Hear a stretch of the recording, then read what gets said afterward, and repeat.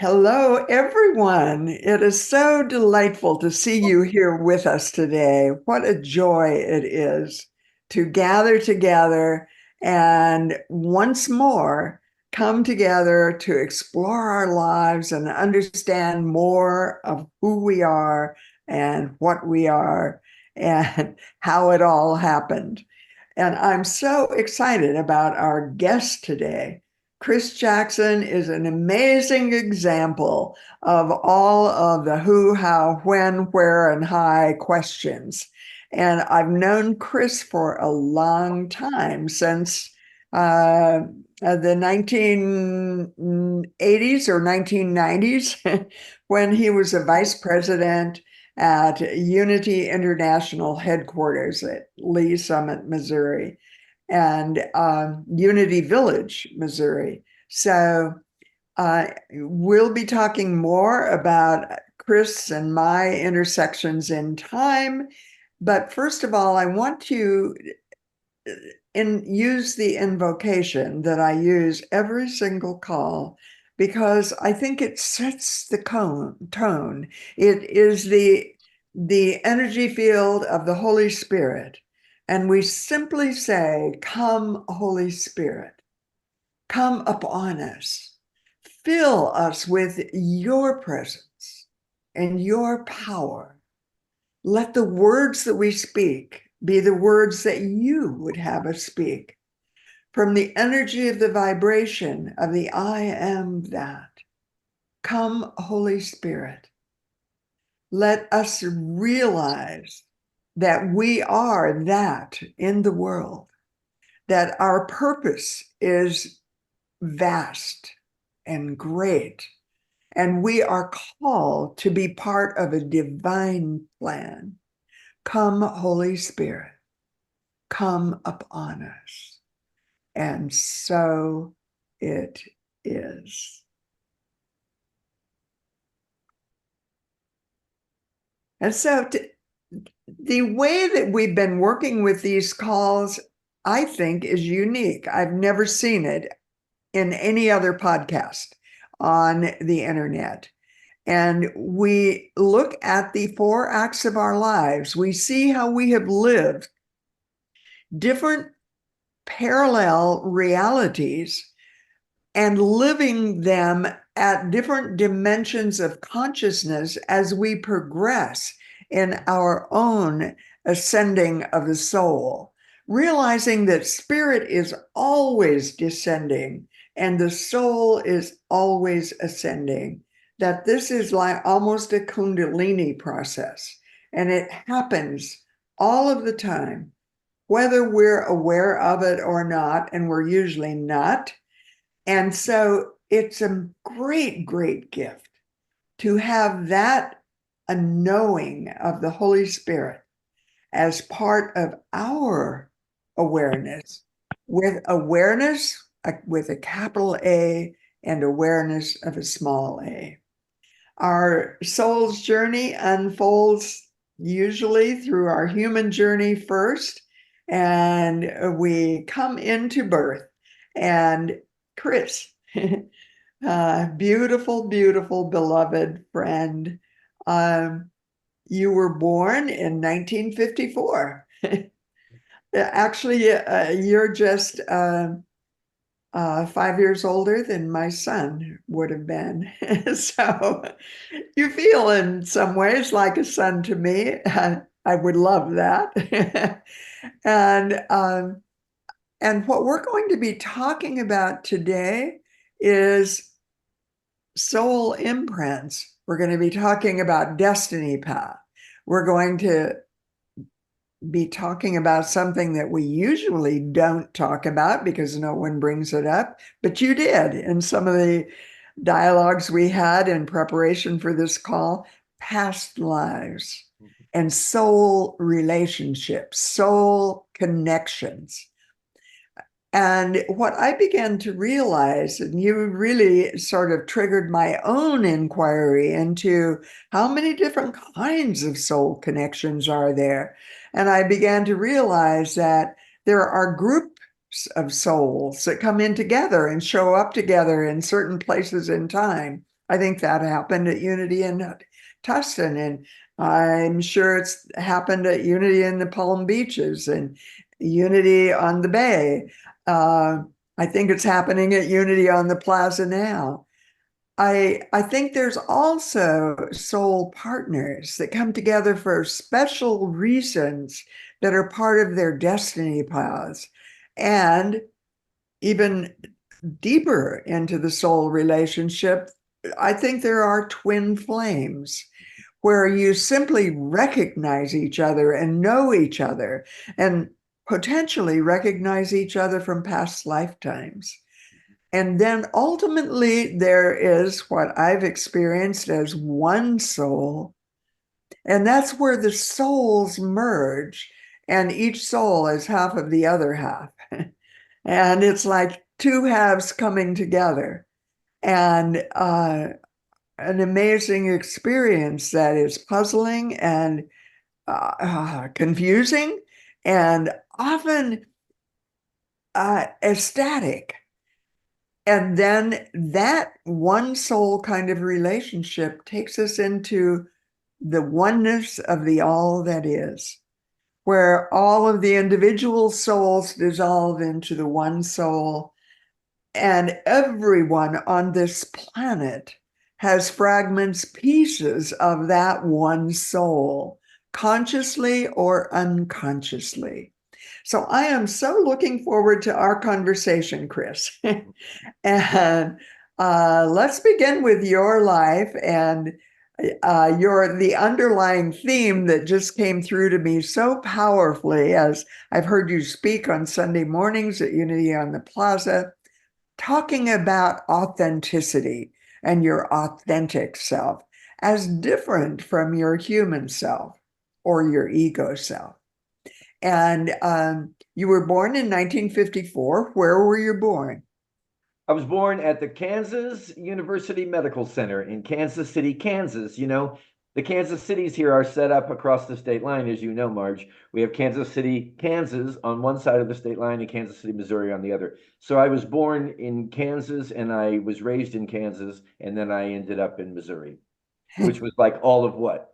10 miles away. And it changed your life. Yes, it did. Because you were born in the heartland of America and also the birthing place for the unity movement. And the first picture that we have that you sent to us and people got in their reminder emails was of your parents Mhm. and your father and your mother and your sister. Tell us briefly about your parents and um, the environment in which you were born, because that often tells us about some of the soul lessons that you are destined to experience. Indeed. Well, the first thing I would say is I grew up in a very unpredictable environment. I don't know that any of us grew up in a predictable environment, but it seems to me that as I look around, other people had more normal childhoods than I did. And a lot of that was because I had two members of my family that were bipolar, my father and my sister. So that was true unpredictability because I never knew from moment to moment when I was going to be like escorted out of that environment, taken to my grandfather's on one side of the family or the other, or whatever. And I didn't really realize, how unstable it all was, really, until years later when someone said, this kind of behavior is not normal. So I started realizing, okay, I grew up under some interesting circumstances, and then I began to resent that for a long time. Specifically, the behavior of my bipolar sister, father, and what I would consider today to be, with all due respect and love, a codependent mother who was an enabler to these behaviors. And for all I know, I might have been an enabler too, um, because that's a difficult situation when she's dealing with a husband and a daughter, and then there was me. Um, and I think part of growing up in that environment made me rebellious, along with growing up in unity, made me like to challenge things, and made me also, what's the word? A bit irresponsible. And it took me a long time to mature.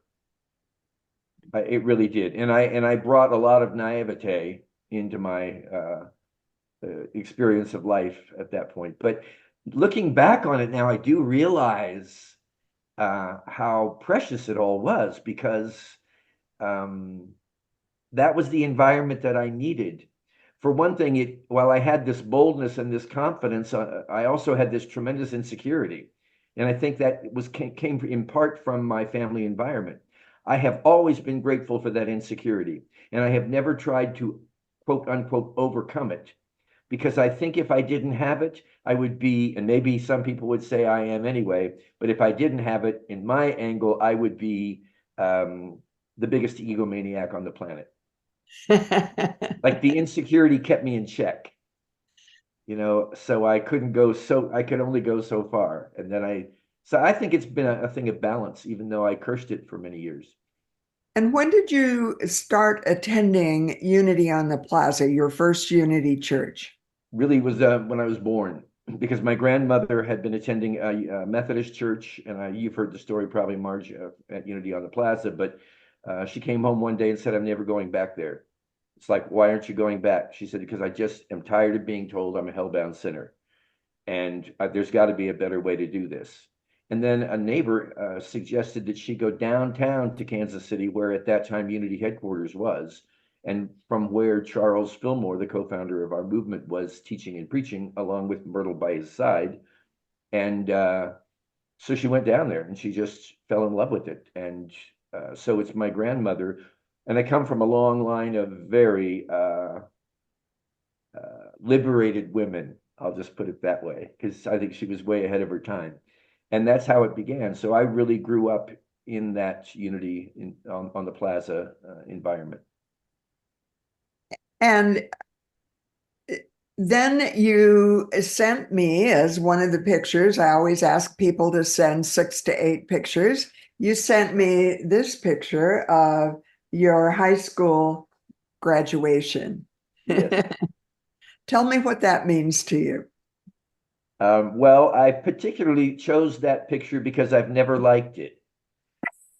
I never have liked it. From the day it was taken, I haven't liked it, and I've sort of kept it undercover. But the reason I wanted to share it in this program was because I think if you look at it, you can see both this kind of confidence and rebelliousness and the tenacity and everything that was there. But I think you can also see right through that to the immense insecurity. I can now, looking back on it.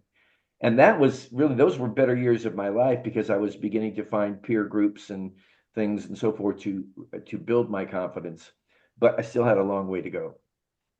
And where did you go to the university? And that was a period when you had long hair. I had very long hair. I went to Kansas State University. I was a hippie, and I drank a lot, and I did a lot of drugs.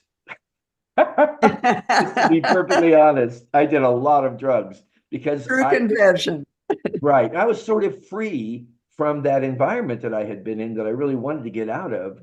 And I just wanted to have a good time. And I sort of or on the level of appearances, I set my spirituality on a different back burner, but not really, because all of those experiences, and I've said this time and time again, I would not have been able to be the minister I am today had I not gone through those experiences, and especially in I call them the wayward years, but especially then, because if I'm talking with somebody about an addiction or a drug problem or something, I'm not talking theory. I mean, I remember those experiences, and I'm grateful for them. I think that's really when I began studying to be a minister, was when I was out Fabulous drinking comment. and partying too much. And when you went to work at Unity Village for the very first time, you had that long hair. You want to Well, briefly? I got it cut, because I remember that year, the preceding Thanksgiving, I think it was down over my shoulders. So I did go get it cut, like, to my shoulders, I think. But there is no godly reason. I've asked the woman who hired me. in 1975 why she hired me. And she will tell you, I don't have the foggiest idea. So Uh, she was, because I was, I had just dropped out of college before I applied for that job. And the reason I dropped out was because I'd had a very bad LSD experience. So just months before I started working at Unity Village, I had had that experience that drove me out of school back home, and I was not in good shape. My mother came home one day from church at the Unity Village Chapel and said, they announced they're looking for a tour guide. You should go apply. Well, I was turning over kind of a new leaf in my life and a new beginning. And I did love Unity Village because while I grew up at Unity on the Plaza in Kansas City, I spent a lot of time at Unity Village too. And that was a huge turning point for me. was all of this before or after Karen? This is all before 1975, and I met Karen in 1978. All right. And then one of the pictures you sent me that was beautiful was this one of you and Karen on your wedding day. Yeah. Tell us about that one. Well, I was working at Unity Village. I've been there for about 3 years. Karen was living in San Luis Obispo, California, and she was I think she had worked at Unity Village, yes, but then she had left to go support the Unity ministry in San Luis Obispo. She was coming back to finish, I think, some of her credit classes to become a licensed teacher, and that's when we met. And uh, I don't even know how to describe it. It's going to sound a little strange, probably, but I felt like, well, number one, I liked what you said at the opening, Marge, when you said about soul clans or soul groups and soul relationships. And I read something that was talking about we don't meet the people that we love, we remember them. And that's what it was. It was in the late summer or early fall of 1978 that I met her. And it was just like, I'm going to marry this woman. We're going to get married. We're going to have children. We're going to create a family. And I mean, it was strong, and I knew her. I knew her. And it happened very quickly because we met sometime in the late summer or early fall of that year. And we were married. Get this, Marge. We weren't eccentric or anything. We got married on Christmas morning, 1978, at the clubhouse at Unity Village down by the Wow. pool. And we served water at the wedding. And nothing extreme about Did us. anyone turn it into wine? No, I was disappointed. But it did not happen. So then we began building this life together, and we had hardly known each other on the level of this time and space, but it was so certain and so solid. And we built a life together in what I call the Camelot years. Actually, I don't call it that. Carla McClellan recently spoke at Unity Village, and she said those were the Camelot years at Unity Village. It was like everything was ideal. It's still beautiful and ideal there today, but at that point in time, it was still the Fillmore family was at the nucleus. It was just a different experience. What were And those years? say what? 70s, 80s? Well, they were really, for me, they were 70s and 80s and then into the 90s because we still had Connie Fillmore as president after her father stepped down. Um, and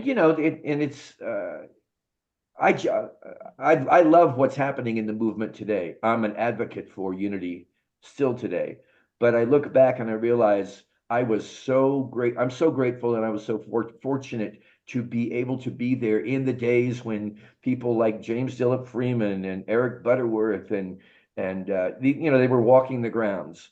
Yes.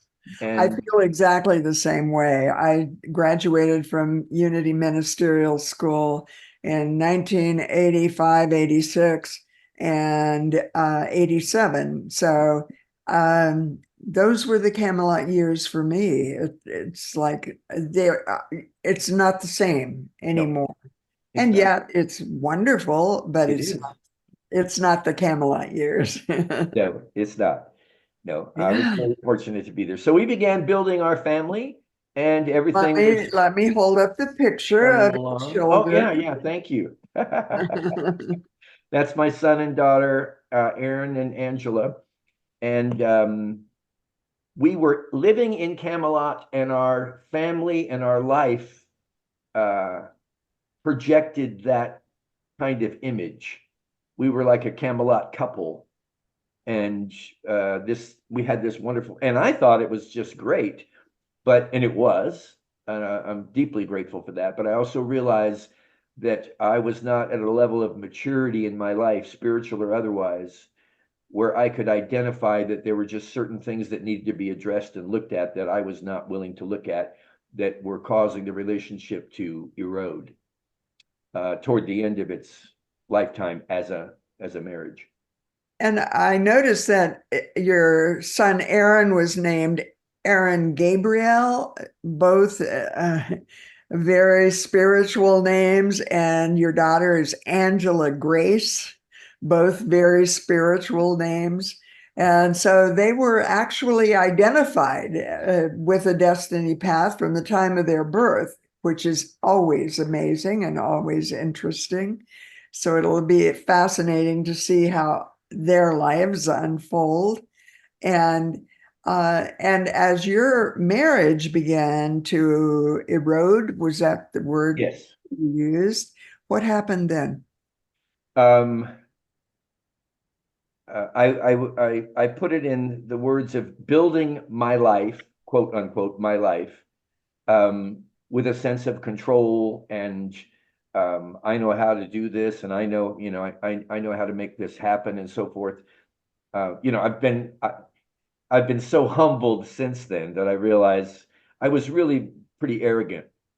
Like, well, I know this law of mind action and stuff, and look what I'm creating. I've got the perfect family, the perfect job, the perfect life.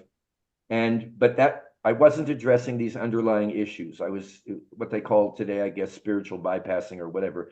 But what happened was Karen was admitted into the ministerial program, and she began going. I had already been ordained. She began going through her transformative curriculum, and she was like, "We're done. This is we finished what we came to do as a couple, and or at least as a married couple." And it was for me the most devastating thing that's ever happened to me, unquestionably, because this whole idyllic life that I had created just crashed and burned, and it was it was horrible, and it was a very difficult time for me, for all of us, I think, and for my children. So I ended up moving out, and my kids, they're going, "Hey, what happened? We're like the Unity family." And Karen ultimately remarried. No, she didn't. She didn't. No, Okay.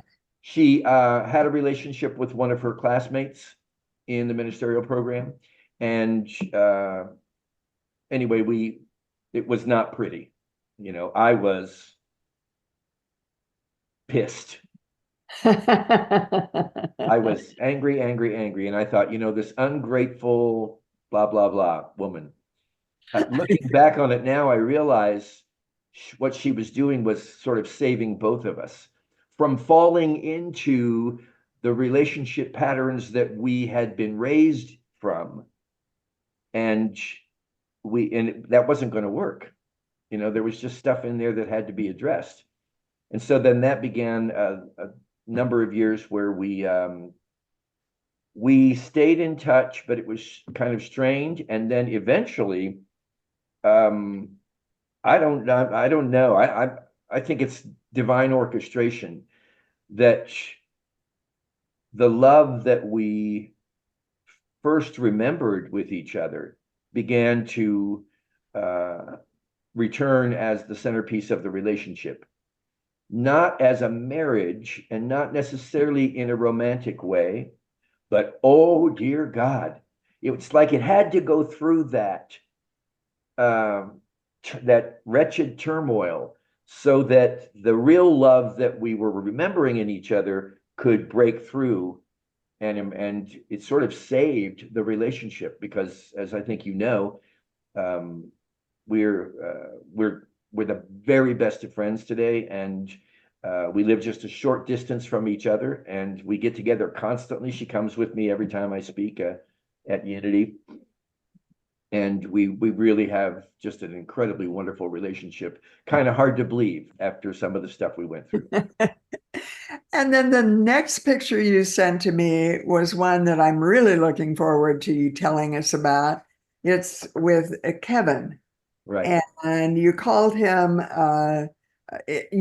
a soul relationship, I think.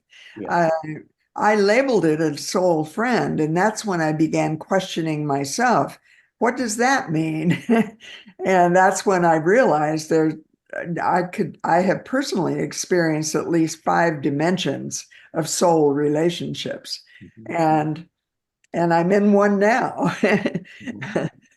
with Ed, who's on the call. Right. So, Right. yeah. So tell us about Kevin. Well, in addition to what I was going through with my marriage and my family life, I was also going through something of a theological crisis because it was wonderful being raised in unity, and I'll always be grateful for that. However, part of my mind track was if you think the right thoughts and you have the right feelings, if you're in a good space spiritually, your life is going to reflect that in terms of happiness, peace, compatibility, joy, non-confrontation. And I was so wrong because, of course, we know that spiritual growth can even sometimes appear to be almost violent in the way it shakes your foundation and calls you to escape from the confines of what I now call my inauthentic nature or the egoic nature. So I was looking for the first time I had 2 psychologists. I was in group therapy. I was uh, opening my mind to spiritual resources, books, authors, speakers, completely outside the unity circle, which I had never done before. And uh, one of those was A Course in Miracles, which interestingly had been gifted to me when I was a tour guide at Unity Village in about 1976. This couple came into where I was working at the visitor center. Back then, you remember it was 3 volumes, Yes. the book, and they said, "Here, we want to give this to you." And I was like, "Well, thank you so much," and we think that we're supposed to do this. So I got home and I opened it up, and the first page was something like, nothing has any meaning, nothing's real, nothing, blah blah blah blah blah. The whole Course in Miracles, approach, and I thought this is not for me. So I closed it and I put it on the bookshelf. That was 15 years before I was invited to attend a lecture given by Kevin Rice at a church in downtown Kansas City. And it's like this friend was saying, you've got to hear this guy. He's A Course in Miracles, and you're going to just really love him. So I went down, and again, the minute I walked in the room, I thought, I know this guy. And then he started speaking. He was the protege of Jimmy Swaggart because he was a fundamentalist Christian preacher, television preacher. Kevin was, and he was attending Jimmy Swaggart's college when Jimmy Swaggart took his fall. And at the same time, he was introduced to Course in Miracles. So we didn't know each other, but in a way, his religious world was kind of crumbling, and he was rediscovering himself through the course, and so was I. And so at that time, you might recall, A Course in Miracles was banned Yes, I do recall that time. from Unity Village. You could not carry it with you on the grounds. I mean, people, it's hard to believe, but they were literally carrying A Course in Miracles with brown paper wrapper around it because you couldn't quote from it. It was a threat in many ways because Course in Miracles groups were starting to be established in Unity churches, and a lot of people were not comfortable with that. But that was sometime in the 80s, I think, that it was Yes, banned. yes, And then then I had this happening where I was a representative of the world headquarters out speaking all around the country, and uh, I was controversial because people were saying, this guy representing unity sounds exactly like A Course in Miracles. I wasn't going to say Course in Miracles because it was taboo.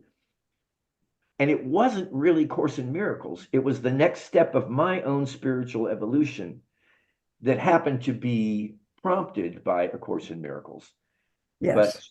so the change was happening inside of me before I ever further discovered Course in Miracles. But Kevin was my not only a tremendous friend, and we've shared so many experiences together, but also um, I consider him to be my mentor in A Course in Miracles. And because of him, I learned both through, I think, osmosis and also he is so dedicated. I mean, the guy knows Course in Miracles inside, outside, up and down. He's just brilliant. And I think that universe brought him to me because it was time for me to learn more about the course. Now, does he still live in Kansas City or does he live elsewhere? No, he moved to Florida the same time I did in 2001. And I don't think you'll ever see him in Kansas City again because he loves Florida. I do too. But I have family here that I wanted to, come back and I have the Unity headquarters and my history here. But he's still in West Palm Beach.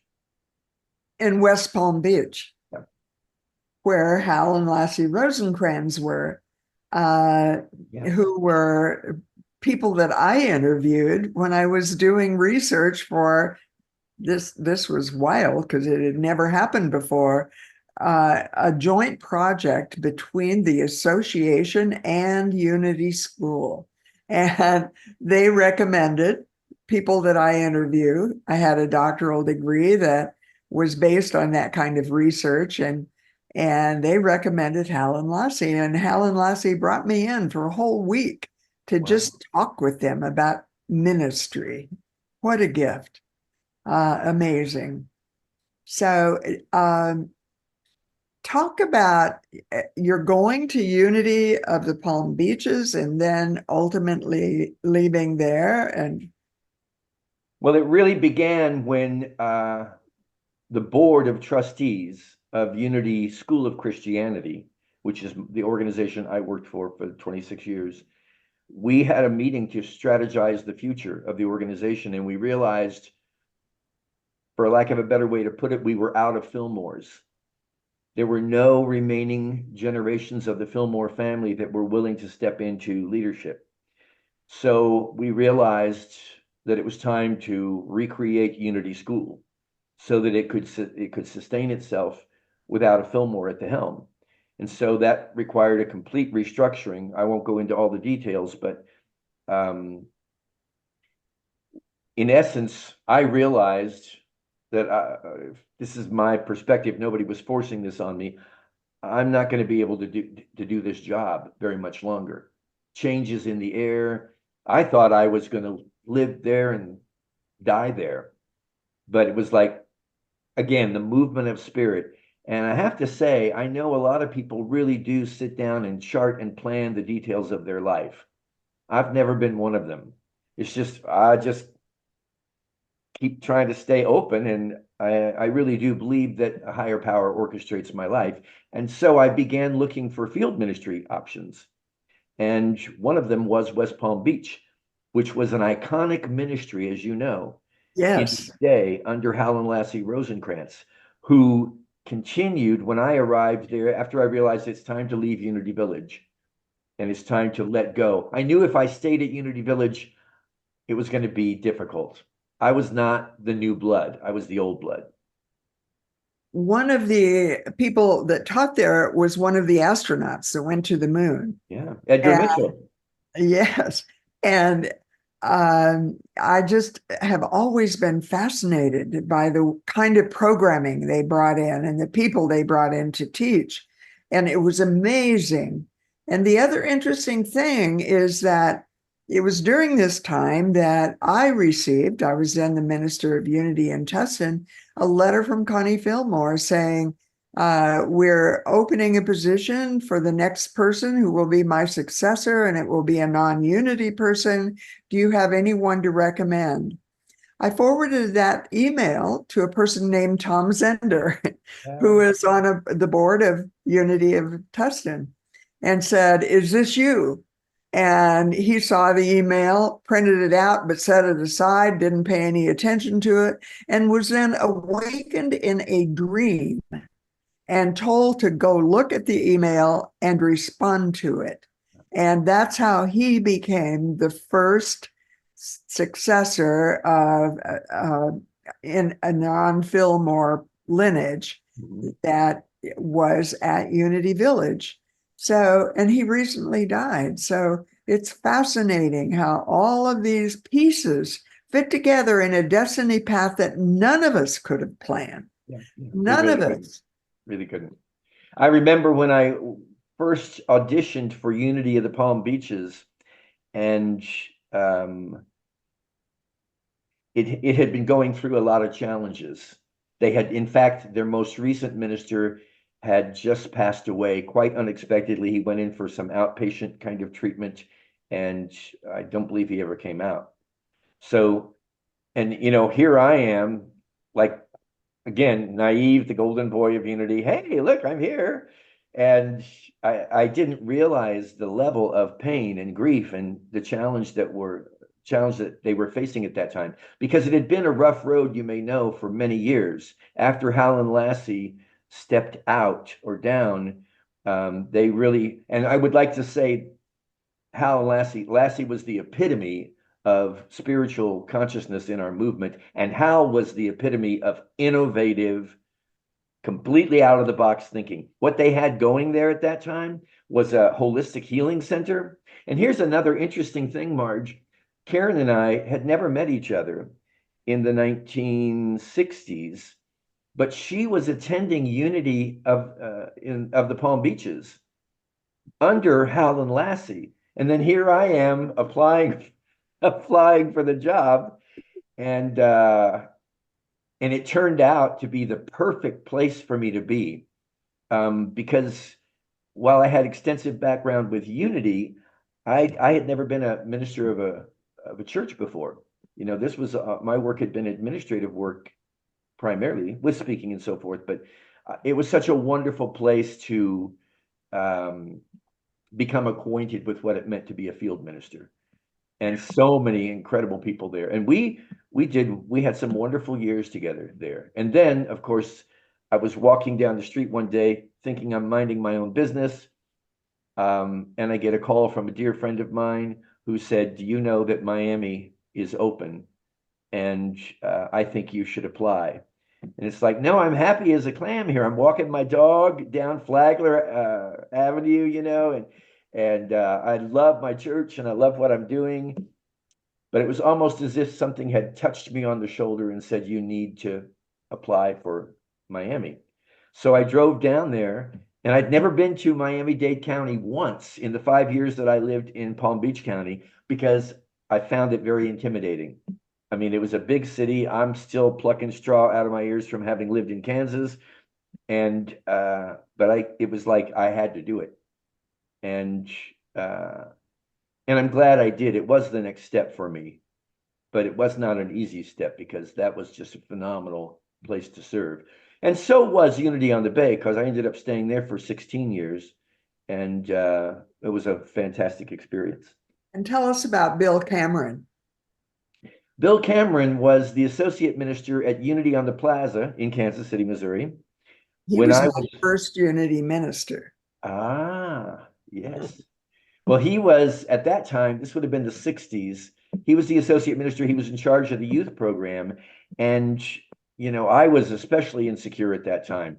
But there's something he would say to me later. He saw something in me that he wanted to nurture and support. And he certainly did. In the 6th grade, I had to do a career notebook, what I'm going to be when I grow up. And part of the assignment was you had to go interview somebody who was in that profession. So I went to interview Bill Cameron. at Unity on the Plaza. And the first thing he said to me, he said, "Let me just tell you something, Chris." I'm like, I don't know, I was a kid, 13 years old. He says, "If you want to be a minister, there's two things you need to have." And I said, "What's that?"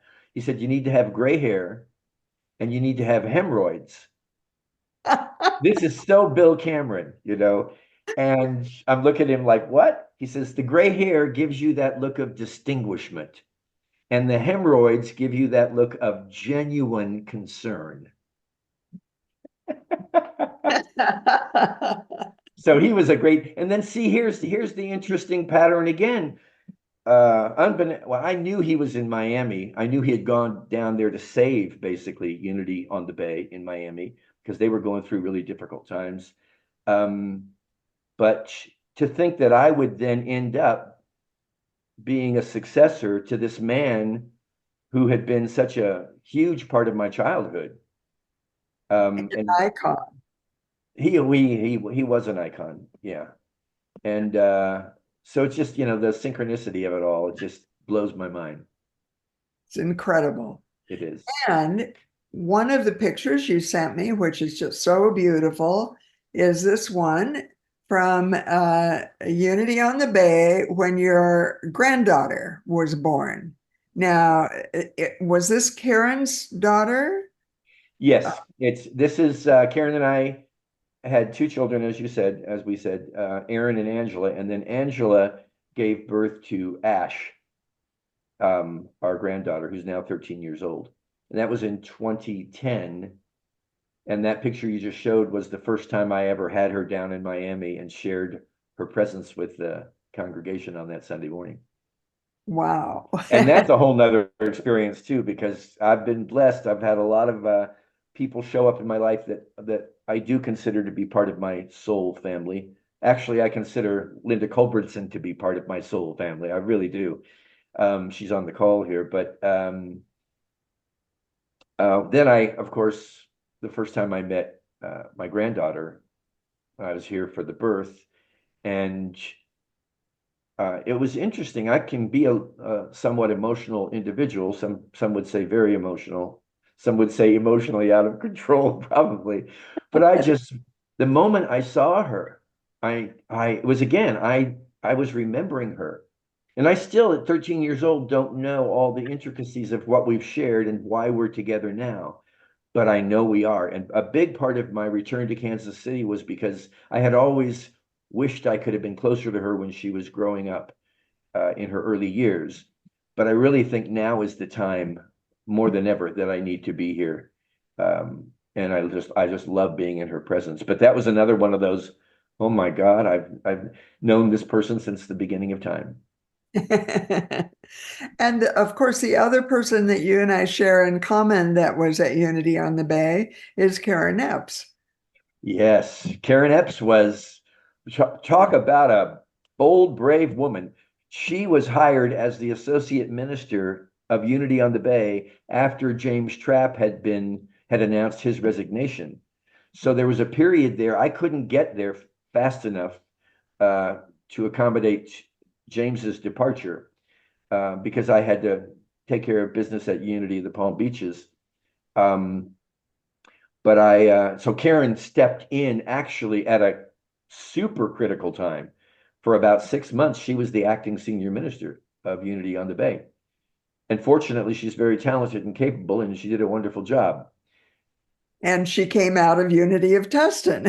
Yes, she did. Yes, she did.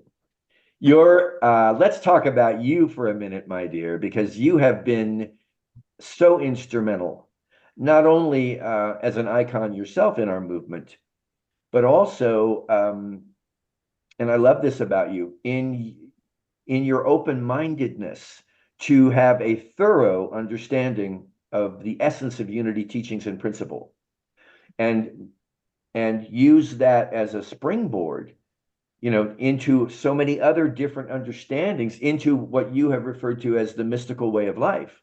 Yes. And the power of mystical Christianity, but also the transcendent nature of the teachings of Jesus, universal spiritual teachings. And you've really exemplified that, not only in your work in Tustin for all those years, and the amazing ministry you built there, but also beyond the movement through your involvement in different ways, and one of those being that study they asked you to initiate. It's been such a joy doing all of this. And it wasn't about me doing it. It was about surrendering to the Holy Spirit. Yeah. And inviting the Holy Spirit to move in me and through me and as me, and to reveal itself and to show me the way. Mm-hmm. And I would just listen. And I'm really good at listening to the Holy Spirit. And I still am doing that in my life now. Mm-hmm. That is the one purpose of my life, to serve God's plan, to fulfill it in my life and through my life for as long as I live. Yeah. So that's one of the reasons we do these calls. Yeah. Yeah. And I love, Chris, that there can be people like you that can talk about the heaven side of ministry, but also the human side of ministry. And it's both and. Yes, it is. And I think I've told you the story. You know, I had been in Miami for 5 years or so, I think, 5 or 6 years, and I was fired from my position as senior minister there by the board. And that was another horrible on the level of human experience, along with my divorce. Those two things are top of the chart.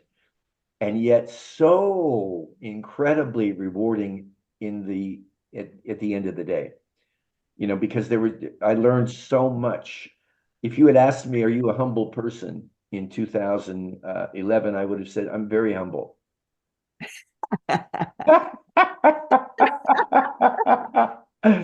Well, let me tell you, that was the epitome of moving into another level of humility. I ended up staying because there was a huge drama that unfolded from the congregation as far as them not wanting to see me go. So we worked through that, but the growth there for me, and then I also saw that that was necessary growth for that ministry too, because there were people that had never wanted to step up into leadership, and all of a sudden they stepped into it, and it was necessary I think for the evolution of the ministry, as well as my own evolution. the other interesting thing that I'm aware of, looking at some of the transition from when I, of my own choice, resigned, I knew my work was complete when I was 70 years old at Unity of Tustin. And it went through its own turmoil. And there's been 7 other ministers since I left. And now there's 3 that are modeling a new way of ministry, and that whether that evolves into another stage, which I think it probably will. But I've realized that even congregations have to have new blood to begin to come in and teach the beginners from where the beginners are. And it's not about having a mystic and finding another mystic to come in, because, you know, it's like universities or schools. There's people who begin first grade and then they go through graduate school. And you can't just keep teaching graduate school studies. And mysticism is often that kind of teaching, if you teach it from the intellect. And it's fascinating to me because coming back to Kansas City, Kansas City is very different than California. Very different from Miami too, just for the record. So this is the picture that you sent me of your last board in Unity on the Bay. Yeah. Actually, that's the last staff that I had. The last staff. And tell me why you chose that picture. Well, I too had the same experience. I think you're, or similar to what you're talking about, where I was approaching my 70th birthday and something just said, this chapter is done. And I knew it. And I'm glad I knew it because it made the upcoming changes that I needed to take, I needed to step into. It made them a lot easier because I knew I was following divine guidance. However, I remember on my last Sunday speaking at Unity on the Bay, I was just sharing with everybody, and I said, you know, this is difficult for me because I love these people. I was talking about the staff. I love these people so much. And I can't imagine not being with them every day for all those years. Many of them had been there for 10. Reverend Juan, the new minister there, had worked with me the whole 16 years I was there. I said, so it's not easy for me because I love these people so much. And when I would tell that to people, they would say, you love the people you work with? But I did. I really did. So to me, that I wanted to include that picture because to this day, all of those individuals are on my prayer list every morning, and I stay out of their business as I think a former minister should, for the most part. Just let it blossom on its own, and it's doing wonderfully in that capacity. We were very fortunate to have somebody who had been working there for 16 years and gone through the ministerial training that was ready, capable, and competent to step into the helm, because those transitions can be very difficult for churches. Yeah. But that was the turning point. And I think that picture with everybody on staff there is sort of like that was a period, or at least a comma, in the cycle of my life. And I'm grateful that I was able to leave when I did. Number one, because it was time, and number two, if I had stayed any longer, I would have overstayed my welcome. I know I would have. It's really fascinating how you begin to realize I have completed what I came here to do. Yes. I have completed what I came here to do. Yeah. And Karen Epps recently came and spent a couple of nights with me, and she and Bill are coming back again before the board meeting next time. And Karen just raves about you. I just love Chris. Yeah, she's a great lady. I love her too. Yeah, yeah. And it was great that you brought her to Unity on the Plaza that Sunday morning she was in town. Yes, surprised you. I think I told you she was coming. It'd been ages since I'd seen her though. It was just a delight. Well, we'll be coming back probably when they come again. So, and let's now go to Unity on the Plaza one more time. And this picture was just taken a couple of Sundays ago. You're sitting in front of the empty sanctuary, but the stained glass windows are there.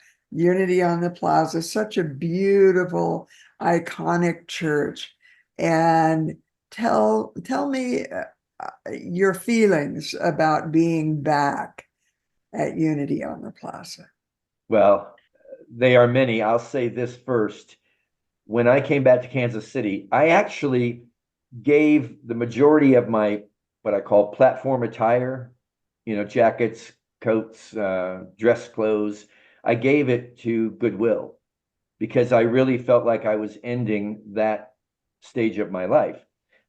And coming back to Kansas City was going to be about writing a book, and only about writing a book. Well, one day I get this text or something from Duke Tufty, the minister at Unity on the Plaza. He's been the minister there for 34 years, and he's done amazing things with that. It's the mother church, the founders church of our movement.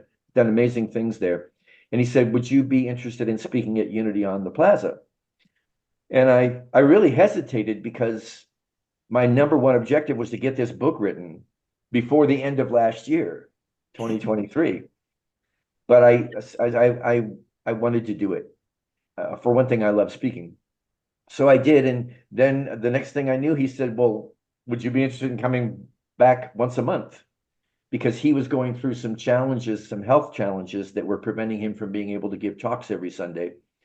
And I said, sure, okay, I'll do that once a month. And then pretty soon he said, would you be interested in speaking twice a month? And I said, well, but what I found was that was the universe telling me how to write the book. And the way to write the book was through the talks. So now I have 2 years of talks that have all been centered, focused around the book, which is a book about how to live authentically, which my intention of this, is to be able to present unity teachings in a secular vocabulary. But just to answer your question, I grew up in that church. I used to actually, my family lived in Overland Park, Kansas, some distance from the plaza and the temple there.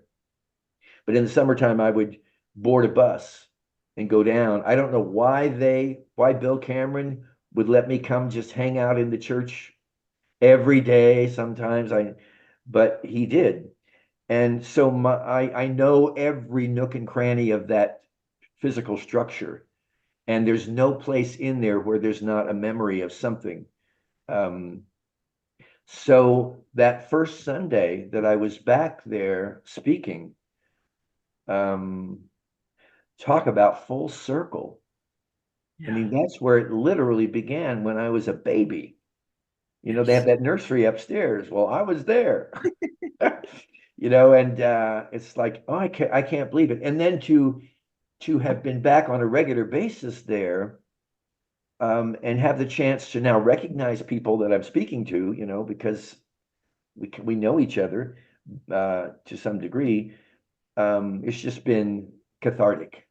And like, if I needed a final like punctuation for this chapter, it's like full circle, full circle, full circle.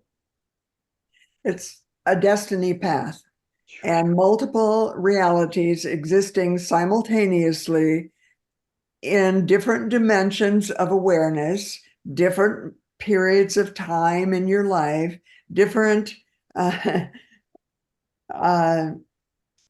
realities that are both in time and in timelessness, intersections in time. And it's profound. And there's no way you can plan it because you don't know these things. Not with your human mind. Your soul knows. And your soul will guide you if you tune in to your soul regularly and if you listen regularly. Very true. Find like-minded companions, soul companions, that can help guide the way. And that's why these calls are so important to me. I could not live my life and be fulfilled in the way I am without these kinds of soul companions. It's like impossible. And I don't even know who they all are yet. What I do know is that it will reveal itself. And I'm sure there's more to come. And I'm sure that's true for you. So tell us what's going to happen as of January 1st at Unity on the Plaza. Well, Duke Tufte has announced his retirement. So he will be leaving Unity on the Plaza at the end of this year. That's huge in itself. And then a new minister, Ann Tabor, has been hired, who will begin January 1st. And so, to my knowledge, I will not be speaking there any longer after the end of this year. That also actually, I might pick up a speaking engagement here and there around town or wherever, but it's time now for me to move. I got the gist of this book through delivering these talks. And now I need the time not to be preparing more talks or delivering them, but to synchronize all this into the book. I love the way that you have chosen something similar to what I did in my book, Your Soul's Invisible Codes, unveiling your soul's codes, because basically that was my intention. It was to put it into ordinary language, not spiritual, theological language. Although I use a lot of Bible in my book because I love the Bible so much, because I've loved the Bible. And actually, it's interesting. I want to integrate all of the levels into a spiral where people can be authentically who they are, where they are, realize their authentic self in the different stages of development. And it's everyone's equal. Everyone's equal. It's just that there's still an unfolding spiral. And are we in charge of that? Not really. What I'm beginning to realize is that it's a cosmic thing, a cosmic thing. And I'm not in charge of the transits of the cosmos, and I'm not in charge of a lot of things. So um, it's incredible. And I'll talk more about this after. I see we're at the top of the hour, and always at the top of the hour, I like I to, just want to say one more thing to you in yes, particular, and that is that you are a continuation of this for me, because how interesting. I think you ended up in Kansas City about the same time I did. I did. And then here we are meeting at Unity on the Plaza. Here we are now having this conversation, and you inspire me because I see in you like the culmination of all these years that you have dedicated yourself to spiritual principle and ministry. And now you're taking it to the next level. You're not wrapping anything up. You're taking it all to the next level. And that inspires me because I'm coming right behind you, and it's nice to be able to see someone who is embodying this, even at the point in life where a lot of people say, well, now you're just here to have a good time, retirement. Thank you, Chris. I really appreciate your saying that because it's a choiceless choice. Yeah.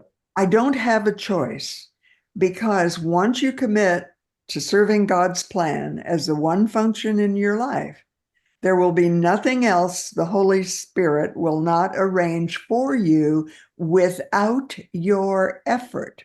That's part of the promise, as you know, from A Course in Miracles. And it's effortless effort, but you don't have a choice about saying yes or no to it. You have made a commitment to serve this one holy, sacred purpose as for the rest of your life. And as long as I'm breathing, this is something that I've committed not just to my ego self or not just to my human self, but to my soul, to the Holy Spirit, to the one soul, to the essence of the all that is. And I think you're headed in exactly that same direction, even though you're significantly younger than I am. You're still in your third act. I'm in my fourth act of life. But you'll be there. And we become, in effect, way showers. Show me the way. I am the way, the truth, and the life. Show me the way.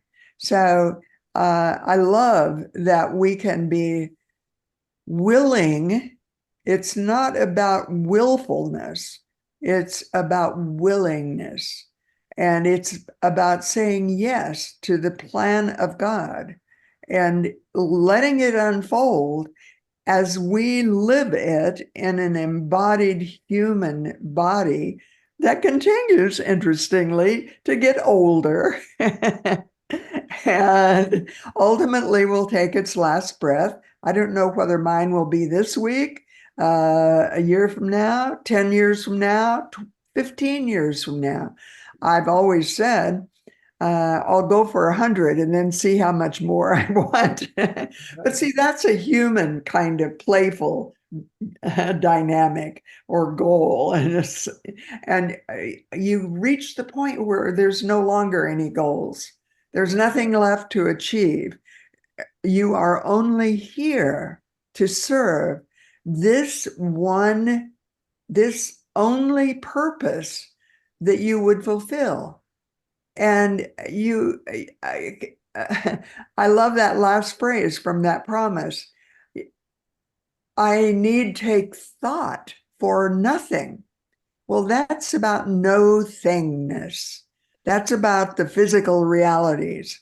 And that would include all of the things that are physical in my life, including the home that I love. I absolutely love. You've been up here.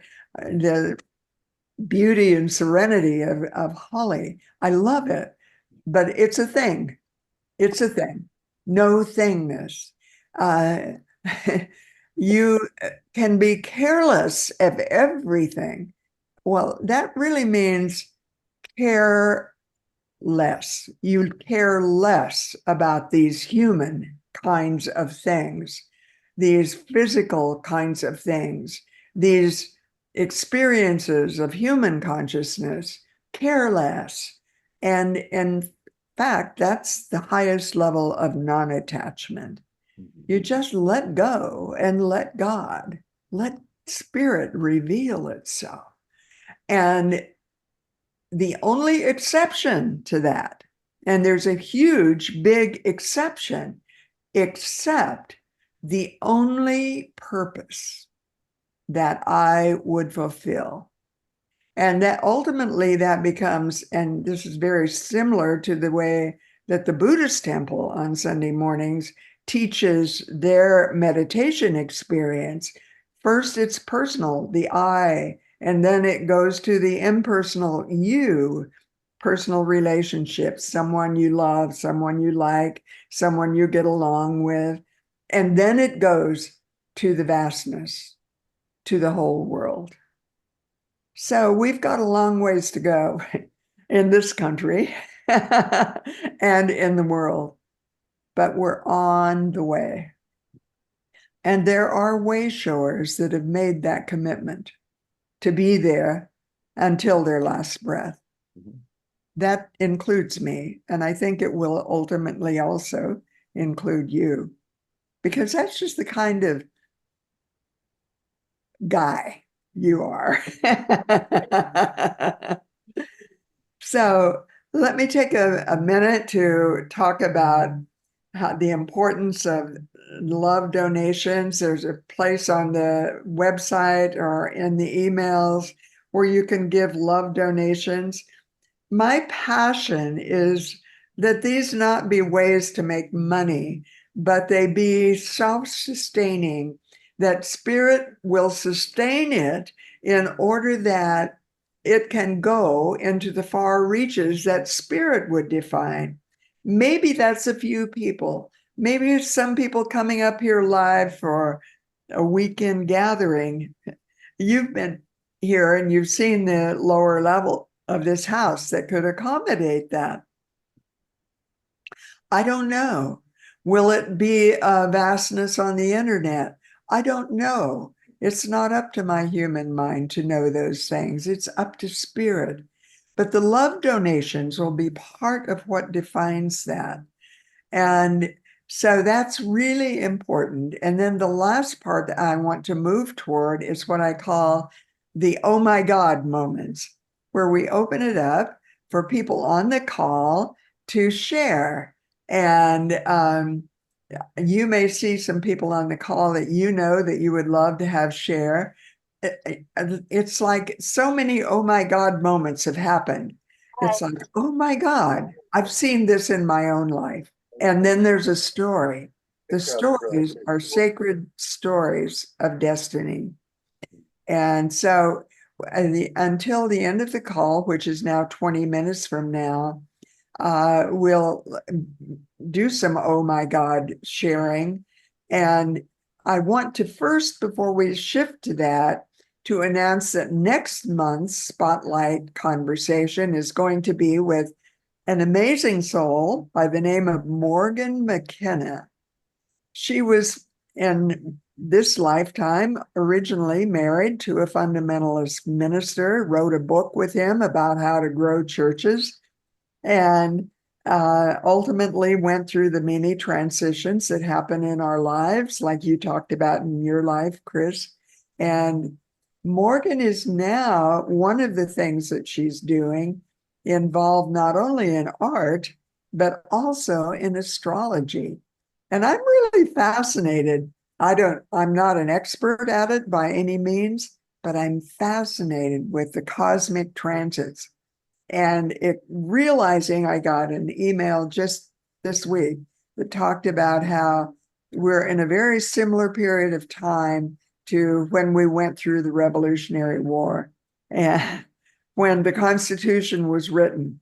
So that was, and we may go through another 6 years of that, and we may shift if the cosmos shifts it for us into another reality more seamlessly, more effortlessly. Time will tell, time will reveal it. And then the November call is going to be about with a person that you also know, Chris, and that's Tony Bain. And she's from Lee Summit, and she has traveled all over the country as a consultant to Unity Ministries. In some way, these are the kinds of calls that I wish I could have had access to when I was in field ministry, because it's wisdom from some of the elders and opening into a vastness. I loved what you said about Kevin. You said he opened me into a vastness that I hadn't known before, and soul awareness, and all of that vastness that's beyond what I call normative unity. So I think there's foundational unity, and there's normative unity, and there's mystical unity. You would call mystical unity authentic self with a capital A and a capital S, your authentic self. That's your soul. That's your mystical self. It's not your ego. It's not your human self. And it's multiple lifetimes. I love that you talk about Kevin and you having multiple lifetimes, that you talk about you and Karen knowing each other, that you talk about you and Ash and realizing that she's your teacher. Mm-hmm. So let's open the call. We have about 15 minutes left and see if there's anyone that has an oh my God moment that they would like to share. Garth, do you want to come on and tell people how to raise their hand, or shall I do that? I think people can figure it out, but if there's a question, in fact, we have such a small group, we don't really need to raise our hands. We can just unmute ourselves and we can do like this, or there is a button on the bottom of my Mac that says raise hand. You can use that, or you can just wave like this. And so is there anyone that would like to share an oh my God moment? Or anyone you would like to call on, Chris, that like Linda, that you would like to have a dialogue with? Well, I'll always have a dialogue with Linda any day. Let's start with Linda. Are you willing to come on, Linda? Sure, absolutely. Anything for Chris, absolutely. No, I just know, well, I don't know anything. I have to remember that from time to time. But I believe that Linda's path has been pretty amazing too, just from what I know of it. And I know you don't get that involved in ministry as she has at Unity of the Palm Beaches without having a lot of both maybe spiritual casualties and wins along the way. Yes. But Yes. I don't know if there's anything, Linda, that you would want to share or not, but I will say this: I admire you on many levels, but not the least of which is I've seen you walk through a lot of stuff in life, and I've never seen you lose your glow or your faith ever. Thank you. And that, you know, when I found unity after being in recovery from Catholicism, and it really changed my life. And I mean, I started going to a different unity, but then came Chris. And so when I think about a lot of the challenges that we have faced as a ministry, some instability, growing pains, shrinking pains, all kinds of things. And those things we can get through because we practice what we have our spiritual practices and our basic principles. But when I really think about what unity has done for me, like Chris said, I've been through some terrible things in my life. And Chris married my late husband and I lost him 6 years ago. And if not for unity and the whole belief system, I don't know how I could have come through that. And I'm in a good place now, but I really needed that. I needed that foundation to be able to survive something that was very traumatic. And I'm so grateful to Chris still for really expanding my understanding of unity for 5 years while he was at Unity of the Palm Beaches, and hated to lose him. I still remember where I was when he called to tell me, I'm going to let you know before I let everybody else know, because I know you're going to be really affected by this. But I'm happy for him of what that move did for him. And will always be grateful for his love and presence in my life. If I could share an oh my God, it's Marj. I have never met you before, but you are the bomb. You're really wonderful. I've thoroughly enjoyed this. Thank you so much. Thank you so much. And I, I think there is a purpose in these calls. What would it have been like if these kinds of conversations could have been recorded with Jesus and his disciples and some of the conversations they had instead of all of the different versions of it? What if we actually had a recording?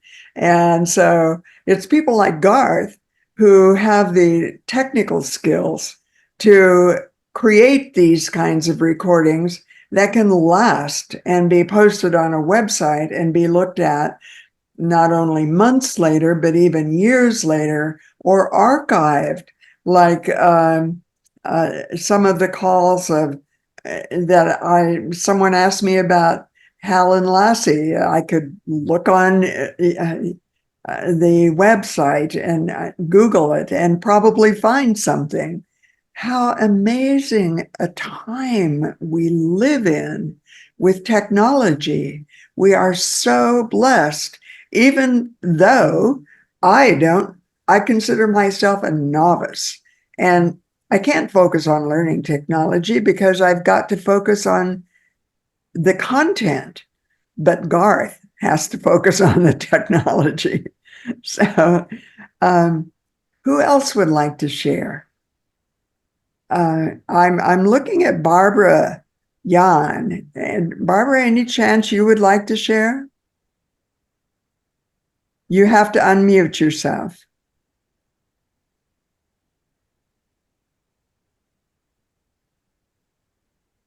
Not real techy. I was just thinking, of course, listening to everyone talking. I was thinking about how I found Unity of Tustin, and it was not too long after you had been there, I guess. And I was going through a really difficult time too. I had been married for a long time, and it was a very loving marriage, but it was time for us to move in different directions. But I was really dealing with it. It was really hard. And I was with my sister, because she was the person I really confided in, and we were very close. And so she knew what this was like. And she was living in Colorado, but she would come to California. So somehow I was directed to go to Unity of Tustin. And I was thinking about that, and I don't really know how I got there, but I got there. And you were the minister, and I was there for quite a few years. I didn't actually know you then because I was kind of in my own little bubble for a while, trying to figure out what the next steps were going to be, because my life obviously really changed. But I just looked forward to the intensives that were offered, the meditations, and I looked forward to going on Sundays when you spoke. And it just really affected my life. I just feel so grateful for that whole thing. And I've been involved in, I guess, sort of mystical things for a very long time. And I've been to some really interesting sessions. And one of them was the time that I was at Unity. I was there for a long time, and I still am involved, but in this point in my life, because I'm a month younger than you, older than you, actually. So, things are a little different now, but I'm grateful for everything. And so that was a huge, huge place in my life where I really needed what Unity offered and what you offered.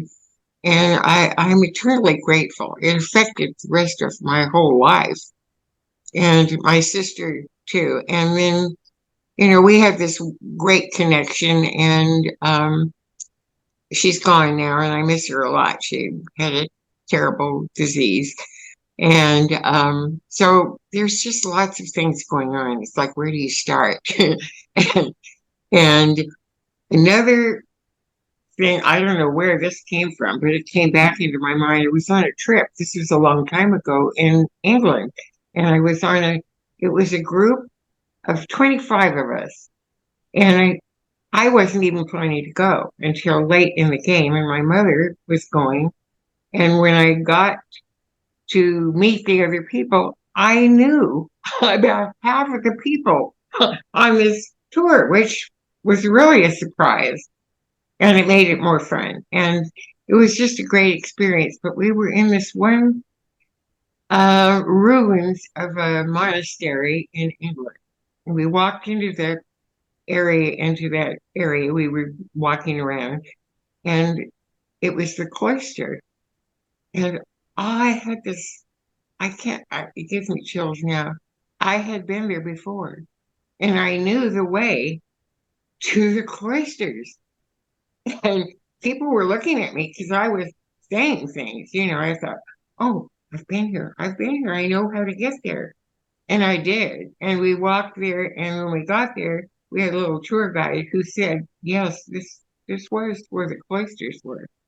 And I have nothing else to say about that, but it was a really interesting experience. And I still remember exactly that I had been there before, and I can't explain anything else about it, but it was an oh my God moment. So anyway, thank you for everything. I just can't tell you enough how much you helped me at that time. So thank you. Oh, thank you. And I'm wondering if Ed would like to unmute and share his perspectives of all of the things we've talked about. Well, I think it's very interesting that you have these, first of all, and there's a common theme here, and that is that we're all challenged. It's like the guy running track or the gal running track. They're challenged, and they're challenged by having to leap over on the track the forms that are there to do the 100 yards or whatever, or the 220 run. And you'll always have to train and practice and train and practice. And that's exactly what Chris was talking about today, how he navigated through life, we all have those challenges. And we all learn a way to navigate through those things. Just like the person who's running track. And so it's very, very encouraging to know that other people have the same issues that we have, the same challenges that we have, and that we have a lot of resources, more resources today than we've ever had to be able to overcome those. And Chris has done a wonderful job with that, as he alluded to today and spoke about. And we all have had those. So that's what life is. And that is part of the blessing. You know, as Marj says, it's spirit guided. It is spirit guided. And all we have to do is pay attention to it, listen to it, and move on. Be that person that's carrying the gavel, who's trying to get that to that 220 marker. So that's Thank the way you, I see it. And I'm also wondering if Dustin Mackey would like to come on. And Dustin, you have quite an amazing story. You have a background, a degree, doctoral degree from Harvard University.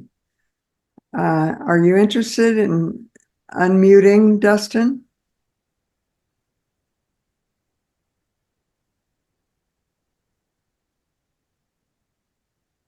Maybe not. And Gaynell Rosen, I'm seeing you and wondering if you would be interested in unmuting.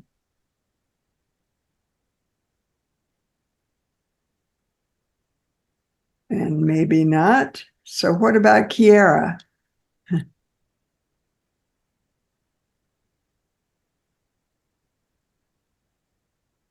All right. Shari, Chary. Any possibility you would like to? Hi, Marge. I don't know This if is it's Gaynell. working. Okay, Gaynell. Mark, I'm sorry. Awesome. I kept trying to unmute, and I think that maybe Dustin might have had the same problem I was having. I just couldn't get it unmuted. I kept pushing. So anyway, I finally made it, and I'm so happy to be here.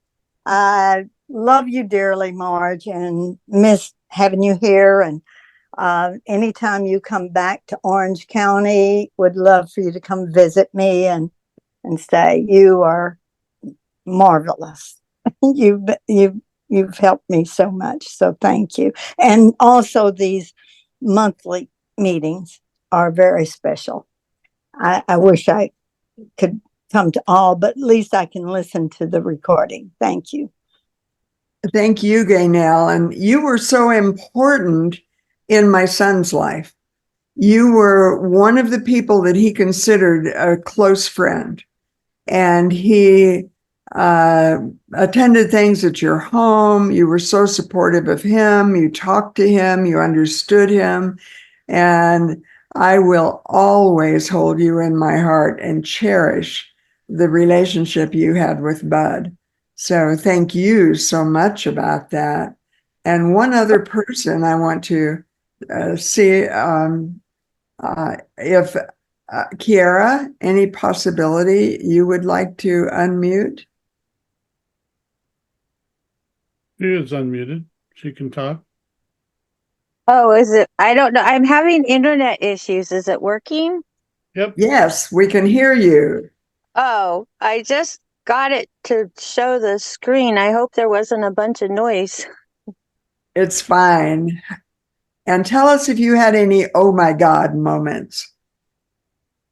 Oh, every morning is an oh my God moment. It's just, I don't know. I'm gonna have background noise. I'm so sorry. I think you said it all when you said every morning is an oh my God moment. And we've actually. Yeah, it's just seeing the amazingness the minute my eyes open.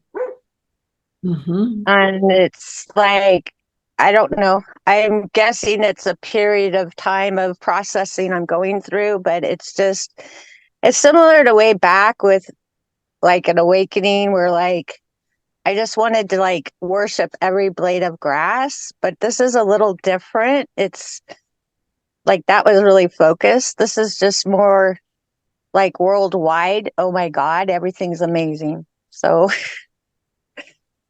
Oh, thank you, Kiara. And what I realize is that every single one of those have those times of not knowing. And the requirement is that we have to leave the knowing that we felt comfortable with forever or for a long time, perhaps. And we have to let go of that knowing in order to allow the next knowing to reveal itself. And there's an in-between time where we go through confusion or we go through moments that we don't understand.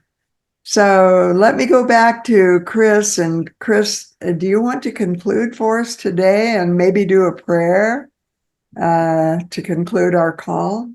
Sure, Marj, and thank you again for this opportunity. I'm honored to be a part of the experience, and I'm grateful that you have received and acted upon the call to, no pun intended, the call to have these calls.